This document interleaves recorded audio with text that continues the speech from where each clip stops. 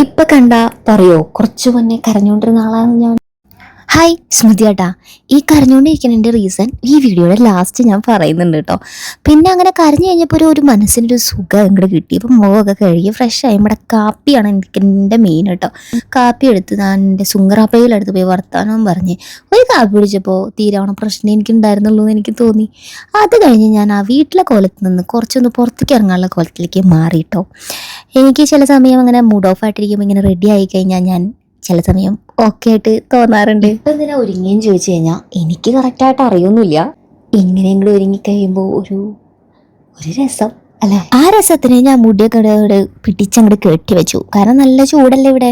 അത് കഴിഞ്ഞ് ഞാൻ നേരെ പോയത് ചായ കുടിക്കാനാണ് കേട്ടോ. ചായ കുടിക്കാൻ പോയപ്പോൾ ഞാൻ അവിടെ 2 പേരെ എനിക്ക് അറിയുന്ന ആൾക്കാരെ കണ്ടു. പിന്നെ അവരുടെ കൂടെ ഇരുന്ന് വർത്താനം പറഞ്ഞ് തള്ളലൊക്കെ കഴിഞ്ഞ് നേരെ ഞാൻ പോയത് എവിടെയാണെന്നറിയോ? നമ്മുടെ തൊട്ടപ്പുറത്ത് എടുക്കണ വേർമാട്ടിൽ. എൻ്റെ വീട്ടിലൊരു സാധനം, ചെറിയൊരു സാധനം ഇല്ലെങ്കിൽ ആദ്യം ഞാൻ വേർമാട്ടിലേക്ക് പോയിട്ട് വേറെ എവിടെയും പോകുള്ളൂ. നമ്മൾ ഉദ്ദേശിച്ച സാധനം ഇവിടെ ഇല്ല. ആൻറ്റി ആൻറ്റി ഓ ഇവിടെ ആൻറ്റി എന്നൊന്നും വിളിക്കത്തില്ല. അങ്ങനെ പട്ടി ചന്തയ്ക്ക് പോയ പോലെ ഞാൻ തിരിച്ചു വന്നിട്ട് പിള്ളേരുടെ കൂടെ കുറച്ച് നേരം സ്പെൻഡ് ചെയ്തിട്ടോ ടൈം. ഞാൻ അവരുടെ കൂടെ ചെറിയ ഡാൻസ് സ്റ്റെപ്പൊക്കെ ഇട്ട് കാലിന് വേദന വലിയ സ്റ്റെപ്പൊന്നും ഇട്ടില്ല കേട്ടോ. സോ അപ്പം അതിൻ്റെ ഇടയിൽ പീരിയഡ്സും ആയിട്ടുണ്ട്. അപ്പം പിന്നെ കുറച്ച് നേരം റെസ്റ്റ് എടുത്ത് നല്ല പോലെ കിടന്നു ഉറങ്ങാം എന്ന് വിചാരിക്കുന്നു. അപ്പം